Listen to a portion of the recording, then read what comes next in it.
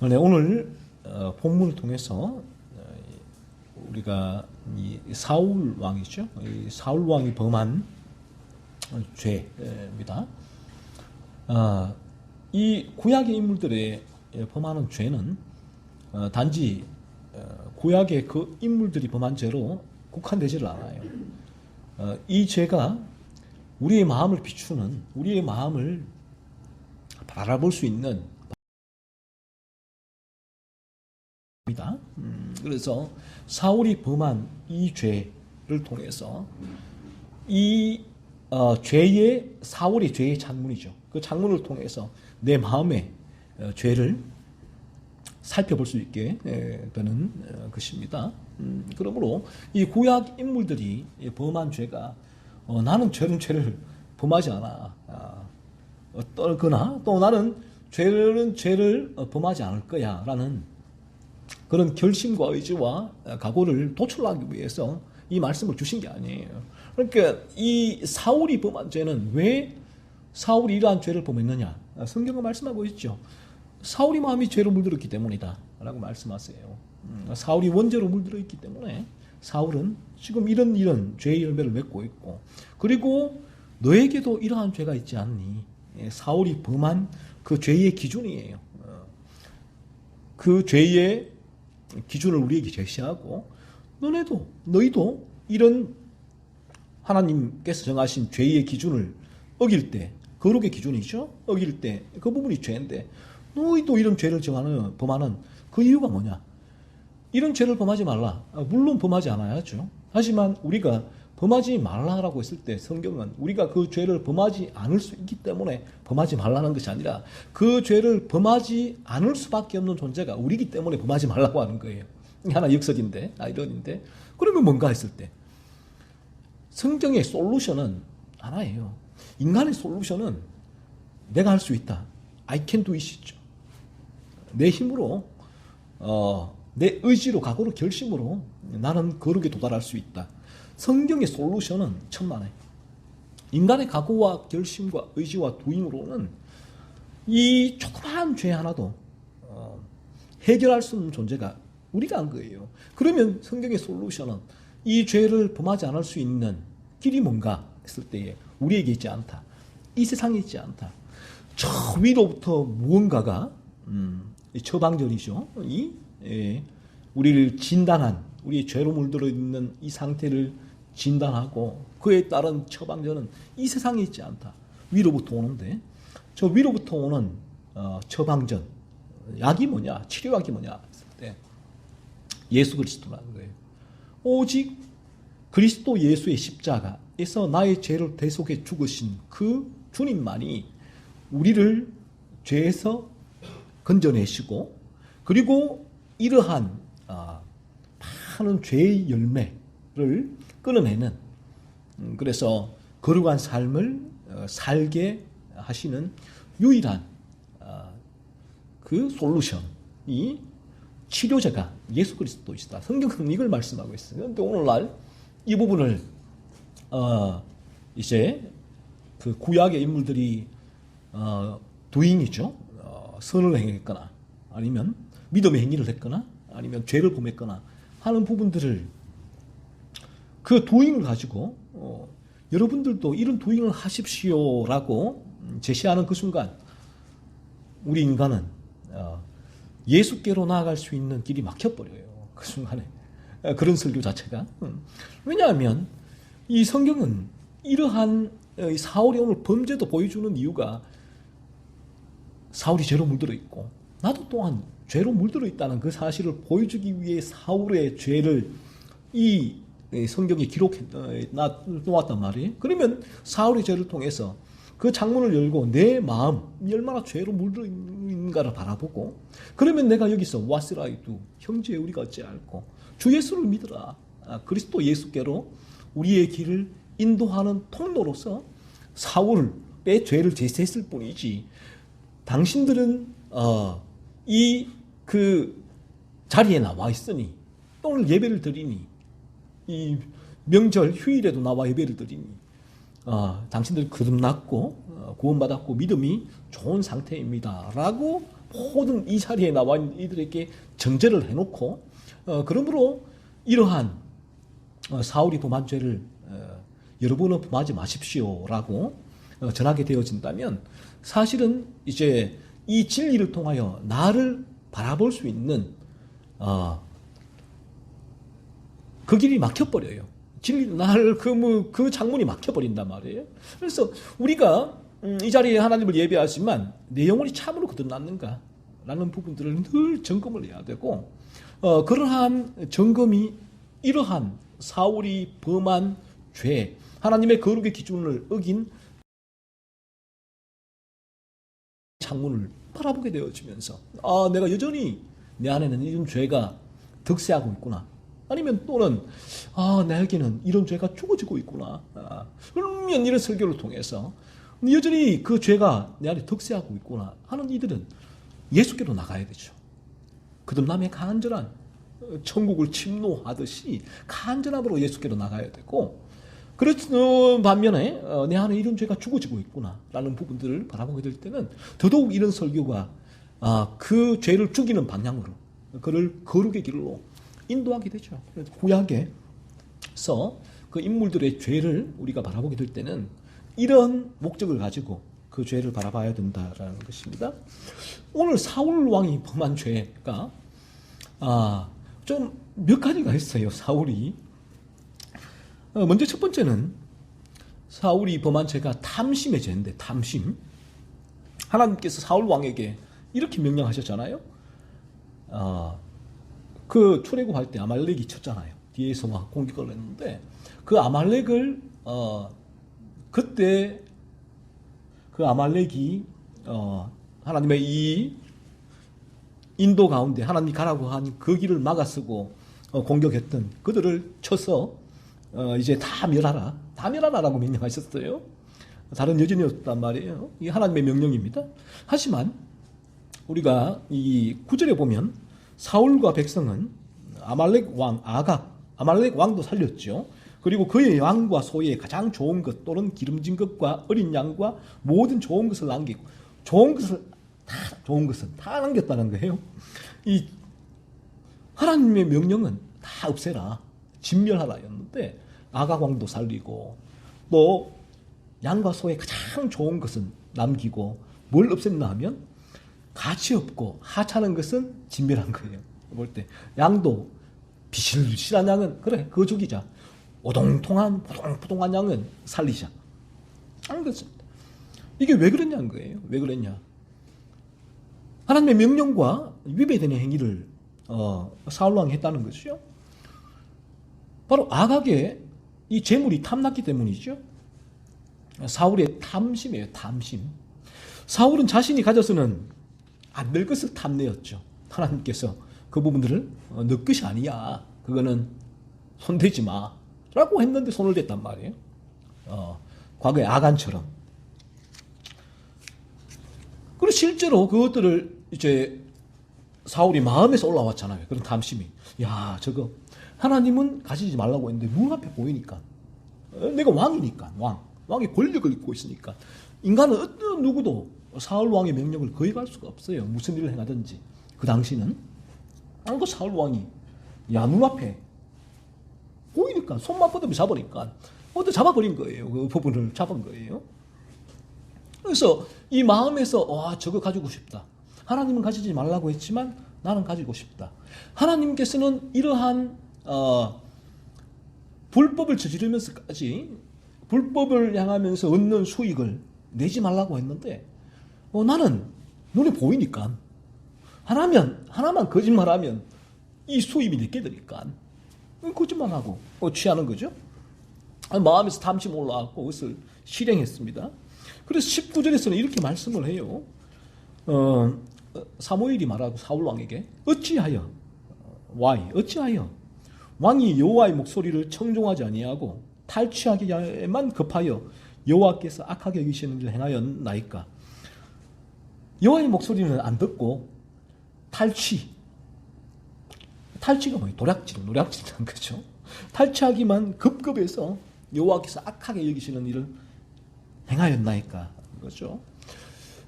자, 여기서 인간의 이 죄악된 상태예요. 그러니까 이 부분이 아이고 사울이 저렇게 믿음이 없구나. 사울은 훈련을 더 받아야 돼. 제자 훈련도 받고 뭐 이런저런 셀도 받고 그리고 훈련을 더 받아야 돼가 아니라 사울의 이 상태는 지금 성경은 말씀하고 있는 거예요. 죄로 물들어 있는 상태라는 사울이 어떤 그가 거듭난 상태에 믿음이 약해서 이런 일을 한 것이 아니라 사울 왕은 지금 그 마음이 죄로 물들어 있기 때문에 그의 마음은 지배하는 것은 뭔가 탐심이지, 탐심이. 예수님께서 마태복음 6장 24절에서 너희가 하나님과 재물을 겸하여 섬길 수 없다라고 말씀하셨잖아요. 그래서 이 죄악된 인간인데 죄악된 인간은 하나님의 지배를 받지 않으면 재물, 다른 그 어떤 것의 지배를 받게 돼 있다는 거예요. 이게 인간의 죄성인데 이 다른 것의 지배를 받는 것이 인간에게 끊임없이 탐심을 일으켜요. 탐심을. 그래서 이것서 인간의 마음은 이 탐심으로 인해 탐욕이죠. 만족이 없죠.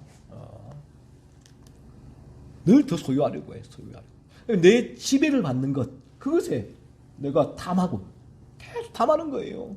그래서 때로는 돈의 지배를 받고, 때로는 이 집의 지배를 받고, 때로는 자가용의 지배를 받고, 때로는 취미의 지배를 받고, 때로는 술의 지배를 받고, 때로는 담배의 지배를 받고, 여러 가지 모든 것이 그것 중에 어떤 것들이 내가 하나님의 지배를 받지 않으면 다른 것들이 이 죄성은 지배를 받게 돼 있고 그리고 내가 지배를 받는 그것들을 나는 얻으려고 쫓아가겠죠. 추구하게 되겠죠. 이것이 탐심이다라는 것입니다. 그래서 우리가 이 거듭나게 될 때는 이 하나님의 지배를 받는다. 예수님도 하나님과 재물을 겸하여 섬길 수 없다라는 말씀은 거듭나서 하나님의 지배를 받든지 아니면 재물, 만몬, 돈의 신이에요. 돈의 신. 그러니까 이 탐욕을 일으키는 신이란 말이에요. 그것의 지배를 인간이 받게 되어지는데 우리가 거듭나게 될 때는 하나님이 우리의 마음을 지배하게 되어지고 그러면 인간은 비로소 그때부터 먼저 그 나라와 의를 구할 수 있게 돼요. 그 나라와 의가 어떤 나라입니까? 하나님의 나라는 죄가 없는 거룩한 나라잖아요. 의가 거룩이잖아요. 그러니까 끊임없이 그 인간은 그때부터 그 인간의 마음을 지배하는 부분은 내가 어떻게 하면 이 죄를 짓지 않을까 하는 그 생각이 지배를 하게 되겠죠. 그래서 끊임없이 이제 죄를 찾아내고 죄를 지을 때는 아파하고 애통해하고 회개하고 또 이런 죄를 지었구나. 어떻게 하면 하나님이 죄를 짓지 않을 수 있습니까? 또 그리스도를 바라보고 그렇게 죄를 짓지 않기 위한 삶을 살아가는 이것이 하나님의 지배를 받는 상태예요. 그러니까 이 지배를 받게 되어지면 인간은 지배를 받는 것을 추구하게 된다는 거죠. 이 부분을 추구하게 돼. 이 부분. 그렇지만 이 부분이 인간을 지배하지 않으면 세상이 그것이 지배를 하게 돼요. 이 탐심이라는 거예요. 탐심. 때로는 음식이 지배를 하기도 하고 때로는 이 세상의 모든 것들이 뭔가가 나를 지배하게 돼 있고 내가 그걸 추구할 수밖에 없는 상태가 되는 거죠. 내 안에서는 그 부분들을 밀어낼 수 있는 힘이 없다. 그래서 이 사울도 마찬가지였지만 그 마음이 하나님의 이 거룩의 지배를 받지 않았기 때문에 사울은 이 무언가 다른 지배. 지금 요 타임에는 사울이 지배를 받았던 것은 뭐예요? 재물이죠. 돈. 좋은 것. 손만 뻗으면 얻을 수 있는 것. 아무도 안 보는데 하나님 보이지도 않는데 뭐 손 뻗으면 이걸 어떻게 알까? 가져온 거 아니에요. 그 지배를 받으니까 그걸 추구할 수밖에 없고 그 마음이 끊임없이 그런 욕구를 계속해서 일으키게 되죠. 그래서 우리가 거듭나게 되더라도 그런 욕구는 생겨요. 이게 죄의 유혹이잖아요. 하지만 하나님이 나를 지배해서 내가 이 죄를 다 뿌리 뽑고 하나님의 거룩을 향하여서 나아가고자 하는 그 소원이 나를 지배하기 때문에 그런 죄의 유혹이 올 때에 그래서 아프죠. 애통해하고 그리고 그 죄를 밀어내고 그 죄의 지배를 받지 않아요. 그렇지 않으면 이게 나를 지배하니까. 그래서 때로는 가장 이 일반 총 가운데 이 땅 가운데 가장 모범적으로 보이는 이들도 다 이 탐심이 지배를 받아요. 열심히 일을 하는데 다른 분들 보면 성실하다. 근데 그 일의 지배를 받고 있단 말이에요. 이처럼 이제 그러한 지배 속에서 이제 인간은 죄로 말미암아 그 부분들을 탐하게 됩니다. 탐하게. 그러니까 내 마음에 있는 탐심이 그렇게 끊임없이 그러한 세상의 것들을 추구하게 만들게 되는 것이죠. 사울은 지금 이처럼 마음의 지배를 하고 있는 그 탐심이 지배하고 있었다. 그리고 그 탐심이 하나님의 명령. 그래서 그래 우리가 이 교회에 아무리 그 뭐 직분 그리고 오래 다녔어도 결정적인 순간에 보면 이 모세는 결정적인 순간에 애굽의 바로의 그 모든 걸 버렸다고 하잖아요. 검은 보화를 버리고 이 어떤 면에서 하늘 보좌를 바라보며 저 하늘 나라에 가야 될 본향을 바라보며 그 고난을 택했다라고 하잖아요. 그런데 우리가 하나님의 이 지배를 받지 않으면 결정적인 순간에 내가 죄고 뭐고 상관없어요. 그 부분 내가 이게 죄든 말든 상관없이 요 세상의 것을 내가 붙들게 되어 있다라는 거예요. 그래서 이제 예를 들면 자녀가 고3이 되면 그렇게 중직인 분도 그렇게 신앙이 좋은 분도 고3 한 해는 쉬어. 교회 나오지 마. 뭐 이제 하나 예를 들면 이런 부분인데 이렇게 결정적인 순간에 내가 나의 탐심이 작동을 하는 거죠. 그래서 이 세상의 것들을 붙들고 추구하고 쫓아갈 수밖에 없다. 그러니까 또 반면에 돌이켜보면 이 세상의 것들이 내가 지배하고 있기 때문에 그것들로 말미암아 내 안에 온갖 염려와 근심이 밀려들게 돼요. 내가 지배하게 될 때 그 안에는 만족이 없거든요. 아무리 추구해도 만족이 없으니까 끊임없는 세상의 것은 내게 탐욕을 불러일으키고 그 탐욕이 충족되지는 않고 끊임없이 내가 오늘 이걸 얻었는데 내일 저걸 염려하고 저걸 얻어야지. 내일 저걸 얻으면 그 다음에 끝이 없다는 거죠. 그러면 끊임없는 평생 이제 그는 참된 만족이 뭔지, 참된 행복이 뭔지, 참된 기쁨인지 무엇인지를 모르고 염려와 근심과 걱정 가운데 살아가게 된다는 것이죠. 여러분의 삶을 한 주간에 참 돌이켜 보십시오. 무엇을 여러분 탐내고 있습니까? 세상에 무엇의 지배를 받고 있습니까? 여러분 마음이 그 자체가 탐심의 죄란 거예요. 여러분이 추구하는 것 지배를 받고 왜요? 나 열심히 일하는데요. 열심히 일하고 있는데요. 그 지배를 받고 있다면 그것 자체도 탐심이 된다라는 것이죠. 그래서 우리가 열심히 일하는 것은 그것에 지배를 받는 것이 아니라 하나님의 지배를 받기 때문에 열심히 일하는 거예요.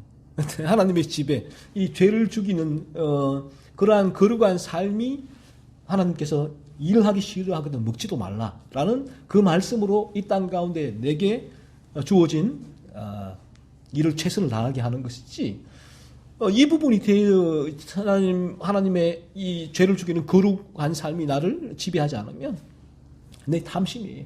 열심히 일하는 건 내 탐심이 작동하는 것이죠.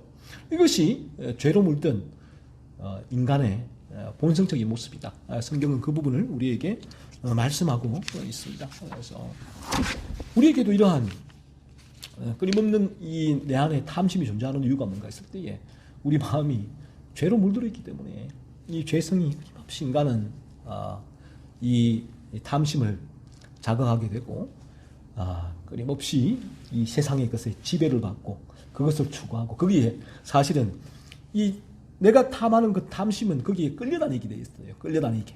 사울도 그랬잖아요. 그 부분에 이 재물 아각 그 아말렉 총을 보니까 끌려다니는 거예요. 와 끌려다니는 거예요. 본인이 그 부분을 끊고 나는 그 부분이 없어도 아무런 문제가 없어. 나는 이 부분이 죄야. 나에게는 나는 하나님을 위해서 죄짓지 않는 거룩한 삶을 살 거야. 천만에. 그런 삶을 살아갈 수가 없죠. 그래서 우리에게도 끊임없이 내 안에 무언가가 나를 지배하고 있고 이 세상의 것들이 그것을 내가 간절히 소원하고 얻기 위해서 달려가고 있는 추구하고 있는 바가 탐심인데 그 부분이 바로 내 마음이 죄로 물들어 있다라는 사실 증거다라는 것이고요. 두 번째로 사울이 범한 죄는 이 교만의 죄를 범했습니다. 성경은 이 교만을 죄라고 말씀해요. 잠언 8장 13절에서는 이렇게 말씀하죠. 여호와를 경외하는 것은 악을 미워하는 것이라. 나는 교만과 거만과 악한 행실과 패역한 입을 미워하느니라. 교만을 하나님께서는 미워한다. 악한 행위다. 라는 것이죠. 로마서 1장 30절에서는 원죄로 물든 인간이 범하는 죄 중에 하나를 교만으로 말씀합니다. 그러니까 왜 인간이 이 교만한가 했을 때 그 마음이 죄로 물들어 있기 때문이라는 것이죠. 그래서 오늘 이 죄로 물들어 있는 모든 인간은 어쩔 수가 없어요. 교만할 수밖에, 교만. 이 부분이. 이게 인간의 죄성이라는 것이죠. 그래서 오늘날에는 이제 이 죄로 물들은 인간은 누가 교만한가? 사실은 그 경쟁을 하고 있는데 그 부분이 보이지를 않으니까 이 진리가 아니면 어느 누구도 그 부분에 있어서는 그 부분은 당연한 자연스러운 인간의 본성이니까 이 부분이 무엇이 죄인지를 알 수가 없죠. 하지만 성경은 말씀합니다. 성경은 인간이 가지고 있는 많은 것들 중에 이 교만이 있는데 이 부분은 우리 인간의 죄성에서 나오는 것이고 이것은 하나님이 미워하시는 죄다라고 말씀하고 있죠. 오늘 본문 12절에서도 사울이 뭘 했냐 하면 갈멜이 이르러 자기를 위하여 기념비를 기념비 이게 무슨 말이에요? 내가 했다는 거예요. 내가 내 업적을 기르는 내가 했다. 이 사울은 이 기념비를 세워서 자기의 업적을 기린 거예요. 내가 했다 하는 것이죠. 내가 아말렉을 물리쳤어 라고 이렇게 자신을 과시를 하면서 기념비를 세웠죠. 그러자 17절에 사무엘이 선지자가 사울왕에게 이렇게 말을 해요. 왕이 스스로 작게 여길 그때에 이스라엘 지파의 머리가 되지 아니하셨나이까. 즉 왕이 그때는 나 아무것도 아니야. 나는 이거 못해. 이 겸손했을 때 하나님 사울을 이스라엘 왕으로 삼으셨다는 거예요. 하지만 지금 사울은 어떻게 됐습니까? 권력이 들어오니까. 이게 인간의 본성인데 죄악된 인간은 이전에 내가 가지지 못했던 가지면 돌변합니다. 가난하다가 부자가 되면 돌변해요. 어깨가 으쓱 되죠? 이전에는 이 학벌도 형편을 뒀는데 어느 순간 이 유학을 갔다 왔다. 막 좋은 대학 하버드 갔다. 끝나요. 으쓱됩니다. 이전에는 아무것도 그냥 이렇게 그냥 살아가는데 어느 날 권력이 국회의원이나 이런 대통령 이런 말도 있잖아요. 이게 완장만 차면 사람이 달라진다고, 통장만 되도록 사람이 달라진다는 것인데 인간은 그래요. 이 권력이 이 무언가가 내게 들어오게 되어지면 이제는 소유하지 못한 것들을 이 세상의 기준에서 최고라는 것을 소유하게 될 때 변하게 되죠. 그래서 하지만 끝나게 될 때는 똑같아요. 그러니까 왜냐하면 이번에 교만의 문제인데 교만이 있기 때문에 그럴 수밖에 없는데 그래서 오늘날의 사람들은 이 세상의 것들을 내가 업고서 내가 많은 사람들에게 과시하고 드러내고 대우받기 위해서 이것도 열심히 공부하잖아요. 열심히 일하잖아요. 열심히 돈 벌잖아요. 하지만 우리가 끝나게 될 때는 이 교만이 무너져. 교만하지 말라고 해서 교만하지 않을 수 있는 것이 아니라 우리가 거듭나게 될 때에 바울 사도처럼 내가 죄인 중에 괴수다. 오늘도 끊임없이 하나님 앞에서 내가 이러저러한 죄를 범하고 있는데 여러분들도 다 있는데 내가 오늘도 내 안에서 수많은 죄가 올라오는데 내가 무슨 누구보다 내가 몰라. 내게 최고의 가치가 뭐예요? 죄를 죽이는 거룩한 삶인데 그 최고의 가치가 끊임없이 무너지는데 내 안에서 그 가치가 내게 이루어지지 않는데 내가 최고의 가치가 다른 것이었다면 돈이었다면 학벌이었다면 이런 지식이었다면 또 다른 문제겠죠. 그 부분은. 하지만 이 최고의 가치가 이제는 죄를 죽이는 거룩한 삶인데 그 부분이 끊임없이 무너지는데 내가 죄인 중에 괴수라는 고백을 할 수밖에 없고 어떻게 내가 교만한 삶을 살아갈 수가 있겠습니까? 물론 교만의 유혹은 와요. 죄의 유혹이죠. 하지만 그 부분이 나를 지배할 수 없다는 거예요. 인간은 거듭나게 될 때는. 그래서 내 안에 올라올 때 깜짝 놀라죠. 그리고 그거 밀어내야죠. 심지어 다윗도 그랬잖아요. 다윗. 이 거듭난 믿음의 성군 다윗도 굵직굵직한 죄를 몇 개 범했는데 그 중에 하나가 인구조사였어. 인구조사. 말년에 다 조사를 해갖고 내가 이루었다는 거예요. 내가 이루었다. 교만이잖아요. 다윗도 이런 교만의 죄가 다윗에게 들어왔다는 거죠. 그래서 그 이후에 다윗이 이렇게 하나님께 회개를 하죠. 내가 이 일을 행함으로 큰 죄를 하나님 범했습니다. 라고 하나님 앞에 고백을 한단 말이에요. 이게 무슨 말이에요? 내가 교만이지, 교만. 이런 일을 행했다는 거죠. 이 사울도 마찬가지인데. 그러니까 우리가 거듭나게 될 때는 요셉도 그러겠고 이전에 종이 됐을 때나 총리가 됐을 때나 요셉하고 다른 게 뭐가 있습니까? 요셉은 똑같았다고요. 똑같아요. 돈이 들어오나 권력이 들어오나 뭐가 들어오나 뭘 있거나 아무런 차이가 없어요. 하지만 우리 죄악된 인간의 본성은 인간은 하나만 뭐가 들어오면 완전히 사람이 돌변해 돌변. 그래서 오늘날 이제 한국 교회에서 큰 이제 그런 문제점 중에 하나가 이제 교회에서도 가장 높은 그 중직에 올라가게 되어지면 돌변하잖아요. 돌변해요.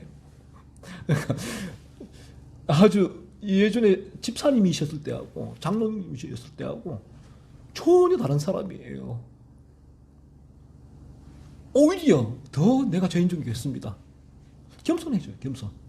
더 아이고 제가 부족합니다. 더 그래야죠. 돌변하죠. 돌변.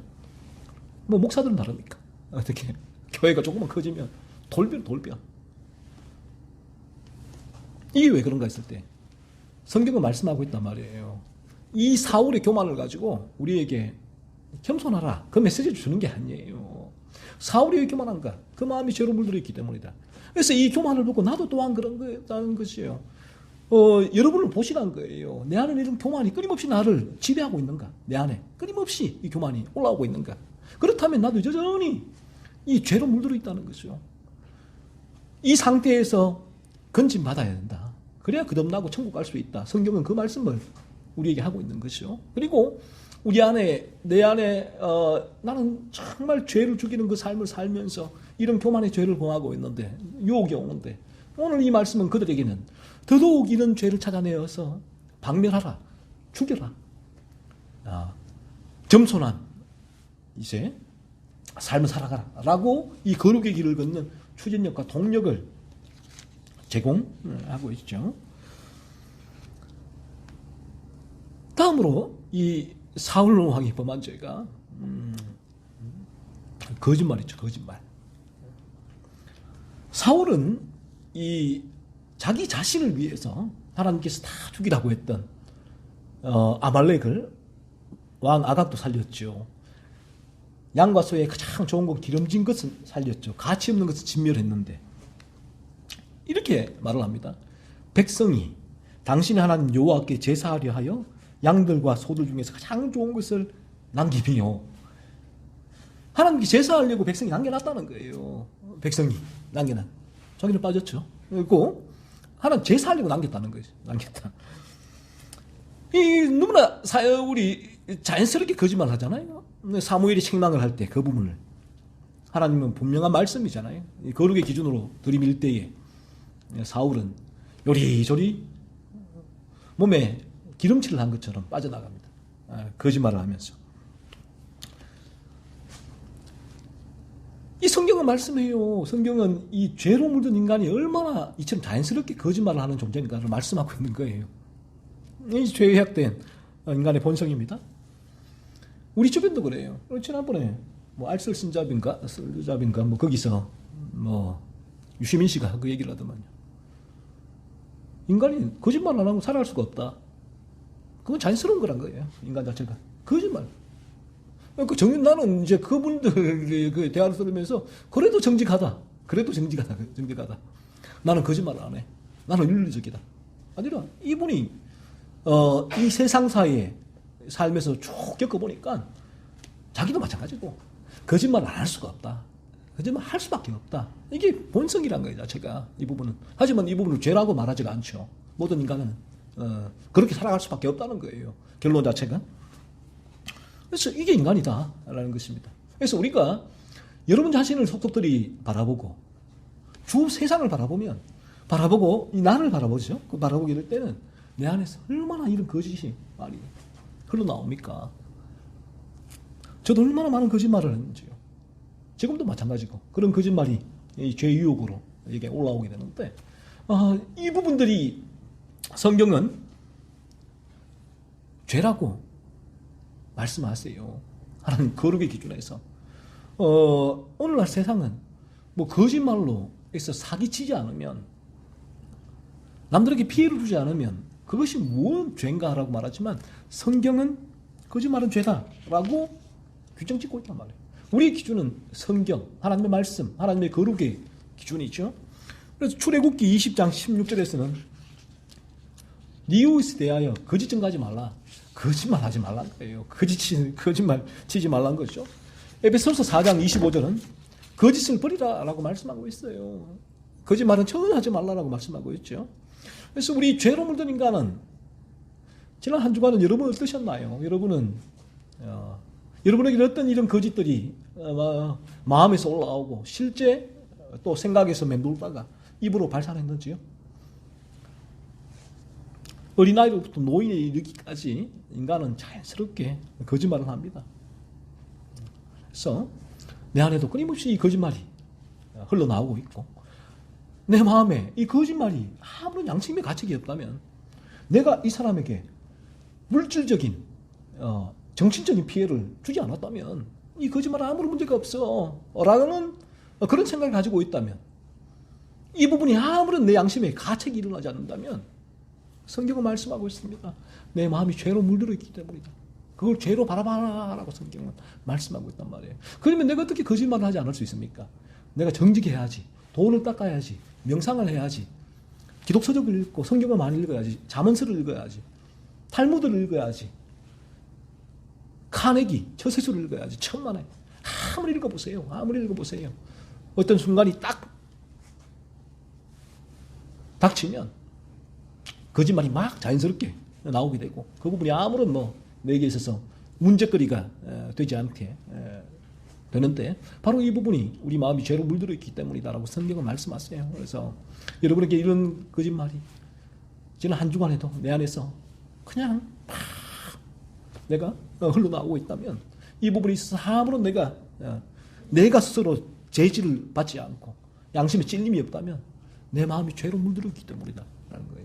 그 거짓말 하나로 하나님은 내 마음이 죄로 물들어 있다는 사실을 입증하는 것이다 말씀하고 있고 그로 인하여 내 마음이 죄로 물들어 있다면 우리는 영원한 지옥에 갈 수밖에 없는 존재라고 성경은 말씀하고 있습니다. 그래서 이 죄를 통해서 여러분 마음을 보세요.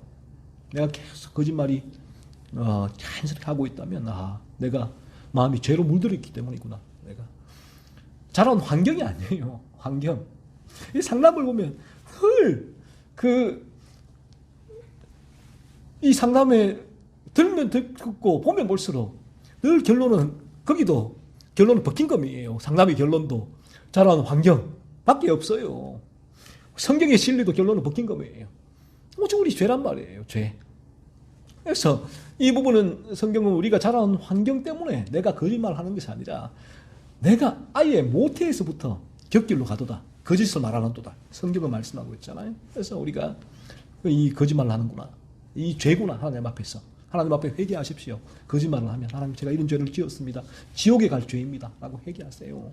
그럴 때 하나님께서 여러분의 마음을 보여주십니다. 내 마음이 죄로 물들었기 때문에 내가 여기서 이런 거짓말을 하는 존재구나 라는 것이죠. 그래서 우리 거듭나게 되어지면 이제 거짓말이 아프잖아요. 저도 죄의 유혹으로 거짓을 말을 하게 되는데 때로는 조그만 부분들을 하고 나서도 애통해하죠. 힘들어요. 너무 불편하고 괴롭고 회개하고 이렇게 또 분투하죠. 밀어내게 되고 어떤 일이 봉착되었을 때에 싸우게 된다고요.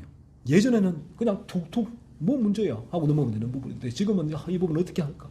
이거 아닌데 온갖 두려움과 여러 가지 많은 불안과 또 앞으로 일어날 일들이 복합적으로 내 안에 막 생각되면서 하지만 이게 죄니까 분투. 그 하나에 남들은 모르죠. 이 순간에 한마디 내뱉을 때에 엄청난 분투 가운데 그 부분들이 이제 밀어내게 되는 이 거짓말 하나에도 이런 분투가 있단 말이에요. 거듭나게 되어지면 놀라운 변화죠. 그래서 한 주간에도 계속해서 여러분이 내게 이런 거짓말을 하고 있다면 하나님 앞에 죄구나 회개하고 자기를 살펴보시라는 것입니다. 사울을 통해 그걸 보여주는 거예요. 또 사울이 죄가 보세요. 이 사울이 죄로 물들어 있으니까 자연스러워요. 이런 죄가 사울에게는 자연스럽게 흘러나오는데 그 중에 또 하나가 뭔가 하면 사울은 책임 전가를 해요. 자기가 저지른 죄를 남에게 자꾸 미루는 거예요. 나는 그래 내가 했어. 근데 공범이야. 나는 10%의 책임이 있고 저 사람이 90%의 책임이 있어. 요렇게 하는 거예요. 요렇게. 딴 사람이 잘못이란 거예요. 죄로 물든 인간은 어쩔 수 없어요. 그리고 자기 방어 기제라고 하죠. 계속 작동을 해요. 어떤 내가 잘못을 해도 계속 남에게 이건 내가 아니야. 저 사람의 문제야. 계속해서 이게 핑퐁 계속 탁구 치면 또 공을 보내야지. 계속 보내는 거예요. 자신의 눈에 있는 들보는 보지 못하고 상대방의 눈에 있는 티는 기가 막히죠. 이 죄인의 특징인데 기가 막히게 잘 찾아낸다는 것이죠. 그래서 인간의 죄성은 어쩔 수 없어요. 그리고 죄성은 우리가 서로에게 다툼할 때도 기가 막히게 저 사람의 이전의 행적들 기가 막히게 기억이 되고 얼마나 잘 보이는지요. 그런 티 하나까지도. 하지만 내가 범한 결정적인 큰 죄들은 기억나지도 않아요. 그 부분들이. 그러니까 모든 어떤 싸움에 있어도 싸움을 하게 되면 남들 거는 쭈루루 다 끄집어내는데 내 거는 얘기를 못하죠. 하지 않는 것이 아니라 기억이 나지 않는다는 것입니다. 원죄, 처음 죄를 범했던 아담도 이 죄가 들어오니까 이 아담이 뭘 합니까? 하나님이 누가 이걸 먹었냐? 내가 먹지 말라고 하는 거. 이 선악을 알게 하는 과실, 나무를 누가 먹었어? 라고 하니까 이 아담이 그 자기의 갈빗대로 만들어진 그 하와에게 사랑하는 아내죠. 하와에게 하나님한테 하와가 먹으라고 했습니다. 라고 전가를 해버리잖아요. 그러니까 하나님이 하와 네가 그랬니? 하와는 또 뱀에게 전가를 해버렸죠. 뱀이 시켜서 그랬습니다. 라고 했습니다. 죄는 자신의 죄를 보지 못하게 해요. 하지만 상대방의 죄는 기가 막히게 잘 보게 하죠. 여러분 어떠신가요? 여러분 쉴 새 없이 부단히 자신의 죄를 찾아나오고 계신가요? 아니면 여러분이 범한 죄를 다른 이에게 어떤 실책, 실수, 문제를 다른 이에게 끊임없이 전가하고 있지는 않은가요? 이게 우리 죄성이란 거예요. 어쩔 수 없어요. 우리가 거듭나기 전까지는 이 부분이 왜 이거 탐욕이니까 이게 내가 그 가톨릭에서도 차에 그런 슬로건을 붙였잖아요. 내 탓이요, 내 탓이요. 차에. 그건 박아보세요. 어느 누가 그 내 탓이요 붙여놓은 부분도 다 네 탓이라고 하지. 그게 인간의 본성이라는 거예요. 죄악된 본성이라는 거예요. 이 죄악된 본성을 보지 못하고 단지 슬로건으로 외적인 도잉만으로 뭔가를 개선시키려고 한다는 것 자체가 이 가톨릭도 이 성경의 진리를 바르게 바라보지 못하고 있는 것이지요. 하지만 우리가 거듭나게 될 때는 이제 오늘 일어난 변화 중에 하나가 이런 부분이기도 해요. 이 부분은 제가 말했잖아요. 죄의 유혹은 늘 있어요. 이 부분에 있어서 저기가 더 문제인 것 같은데 내가 이 정도까지 내가 나를 바라봐야 돼 라는 이런 죄의 유혹은 끊임없이 일어나게 되겠지만 이전과는 확연히 다른 자세와 태도를 가지고 그러한 문제를 접근하고 대하게 되죠. 그러니까 이 부분이 이제 만약에 우리가 우리 죄성으로 책임을 전가하게 된다면 끊임없이 다른 사람들을 미워할 수밖에 없어요. 연결되어 있거든요. 처음 미움, 분노, 화가 계속 도둑어지니까 그러니까 책임을 전가하게 되고 책임 전가가 또 이거와 맞물려 있으니까요. 하지만 내가 내 안에 이 미움의 죄를 바라보고 내 안에 분노를 바라보고 화를 바라보고 죽인다면 어떻게 책임 전가가 되겠어요. 이 부분도 가다가도 아이고 이건 넣어야지 내가 나를 죽이려고 하고 이 나의 이 악함을 회개하고 이게 분투하고 하는 이런 삶이 이루어지니까 어떻게 변화가 일어나겠죠. 이 부분 외적으로라도 어느 정도 이전과는 조금은 다른 변화가 그에게 일어나게 됩니다. 그래서 우리에게 변화는 늘 말하지만 라일이나 로이 존스나 우리 영혼의 변화예요. 영혼, 우리 본성의 변화, 우리 영혼과 본성의 변화가 이 being이죠. 우리 존재의 변화가 doing, 행함의 변화로 나올 뿐이에요. 그래서 이런 존재의 변화, being의 변화, 영혼의 변화, 본성의 변화 없이 이 doing만을 변화시키려 했을 때에 우리 주님은 독사의 자식들아, 회칠한 무덤아, 위선자들아 라고 신랄하게 바리새인들을 향하여 비난한 이유가 바로 여기에 있다라는 것입니다. 그래서 이 부분도 우리가 죄악된 본성이 있을 때는 끊임없이 저 사람이. 그래서 이게 직장에서도 그렇잖아요. 없이 어떤 문제가 생기면 본인도 관여되어 있지만 가서 일러주고 일러바치고 자기는 빠지고 다 이런 거 아니에요. 죄악된 본성이거든요. 나만 살면 돼 라는 거잖아요. 그러니까 이게 본성이란 말이에요. 그러니까 이제 이런 내 안에도 한 주간에 또 다음에 또 한 주간 삶을 살 때에 끊임없이 내 안에 이러한 다른 이들을 책임을 다 미루고 전가하고 비난하고 정죄하는 모습이 있다면 내가 죄로 물들어 있다는 증거예요. 이 부분이. 그렇다면 어떻게 여기서 내가 벗어날 수 있는가? 성경은 말씀하고 있습니다. 오직 그리스도 예수로만 가능하다라고 말씀하고 있죠. 예수를 믿을 때만 빠져나올 수 있어요. 그래서 그러니까 이런 삶이 이제 돌이켜보면 저게 어떻게 가능한가 했을 때 이 퍼펙션 아니에요. 완벽은 아니에요. 웨슬리가 이 부분을 완벽으로 얘기했기 때문에 그때의 휘필드가 하고 엄청난 논쟁을 벌였죠. 그래 휘필드는 웨슬리는 그 죄의 유혹도 안 받는다라고 얘기했거든요. 거듭나게 되어지면. 그런데 휘필드는 요한 1세의 말씀은 죄의 지배를 안 받는다는 거지 죄의 유혹을 받지 않는 거라는 말은 아니다 라고 하면서 치열한 논쟁을 벌였고 웨슬리도 끝내는 이제 죽음의 침상 앞에서 나도 여전히 그런 죄를 범한다라고 고백하고 이제 생을 마감했는데 이처럼 이러한 우리에게 일어나는 변화는 그래서 이 부분이 내가 갑자기 그 어떤 내 외모가 변하거나 막 위에 이 동물 리잉이 천사처럼 달리거나 하는 그런 게 아니라 내 안에 이런 부분이 일어나니까 그러니까 이 부분이 신기한 거죠.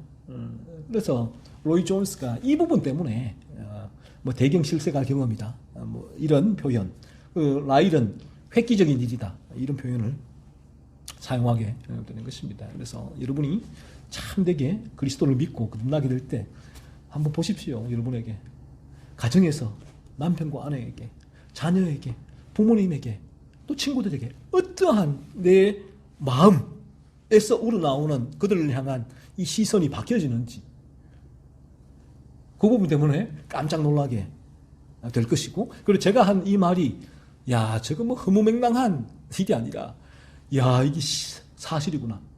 내게도 이런 일이 정말 일어나구나. 그 사실을 알게 되고, 그리고 이 사실이 경험되어질 때는 이 삶이, 이 삶 자체가 기쁨이에요. 기쁨. 예전에는 이 세상의 것에서 내가 원하는 것이 얻으면 기뻤는데, 이제는 그 부분이 나를 지배하지 않으니까, 이제는 이 삶을 살는 자체가 감사할 뿐이에요. 기쁨이고, 그리고 이 삶 자체가 저 영원한 천국으로 이어지니까 더 감사한 것이죠. 마지막으로 사울은 회개 비슷한 모양을 띈 회개를 합니다. 이 위선적인 회개였죠. 거짓된 회개를 합니다. 본문 24절과 25절에서 사울은 사무엘에게 이렇게 말해요. 사울이 사무엘에게 이르되 내가 범죄하였나이다. 범죄했다는 것입니다. 내가 여호와의 명령과 당신의 말씀을 어긴 것은 내가 백성을 두려워하여 그들의 말을 청종하였음이니이다. 청하오니 지금 내 죄를 사하고 나와 함께 돌아가서 나로 하여금 여호와께 경배하게 하소서. 범죄했다. 내 죄를 사해달라. 그러면 얼핏 보면 사울이 회개를 했구나 라고 하는데, 이 회개의 목적이 뭔가 하면 사울의 회개의 목적도 탐욕이에요. 이 자신이 범한 죄 때문에 하나님이 자기를 버릴까봐, 사무엘 선지자가 딴 사람이 기름 부을까봐, 자신이 그 왕위에서 쫓겨날까봐, 그렇게 지금 내가 범했다라고 고백하는 것이죠. 30절에 사울의 회개한 목적이 잘 드러나고 있는데, 이렇게 30절은 기록하고 있습니다. 사울이 이르되 내가 범죄하였을지라도 이제 내가 범죄했습니다. 회개인데 참 목적이 뭔가 했을지라도 내가 요런 요구를 내가 좀 들어주세요라는 부분인데, 이제 청하옵나니 내 백성의 장로들 앞과 이스라엘 앞에서 나를 높이사 나와 함께 돌아가서 내가 당신의 하나님 여호와께 경배하게 하소서. 왜 범죄 고백했느냐? 회개했느냐?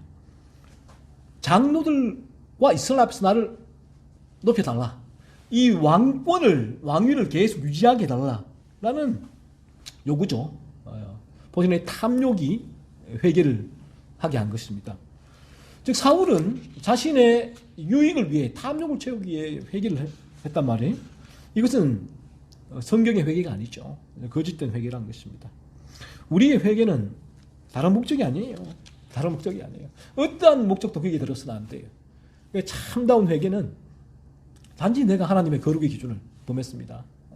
그 사실을 하나님 앞에 고하고 용서를 구하는 것인데, 이 죄는 이러한 하나님 앞에 용서를 구하는 회개까지도 자신의 탐욕을 채우는 방편으로 사용을 해버립니다.